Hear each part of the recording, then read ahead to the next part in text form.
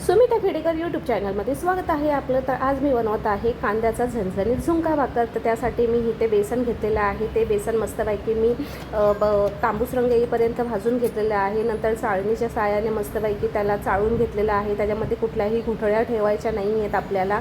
त्यानंतर मी मस्तपैकी कढई टाकून त्याच्यामध्ये तेल टाकून थोडंसं जिरे मोहरी सोबतच कढीपत्ता लसूण 7-8 लसणीच्या पाकळ्या कांदा उभा कापलेला कांदा टाकायचा आपल्याला. त्याचनंतर टॅमॅटो टाकून मस्तपैकी मी परतून घेतलेलं आहे. त्यानंतर चवीनुसार मीठ टाकून हळद टाकून तिखट टाकून मस्तपैकी आपल्याला त्याला थोडा उशीर पाणी टाकून वाफेवर शिजवून घ्यायचं आहे, जेणेकरून आपला कांदा आणि टॅमॅटो कच्चा नाही राहिला पाहिजे.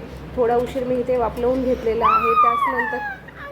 त्यानंतर इथे माझं मस्तपैकी वाफलून झालेलं आहे कांदा टॅमॅटोचं. त्यानंतर मग मी ह्याच्यामध्ये बेसन टाकून थोड्या प्रमाणात बेसन टाकून मस्तपैकी हलवून घेतलेलं आहे.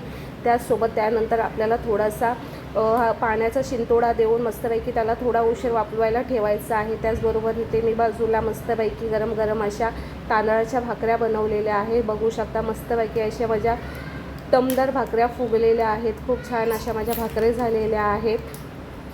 तर कशी वाटली माझी आजची रेसिपी नक्की तुम्ही पण एकदा ट्राय करा.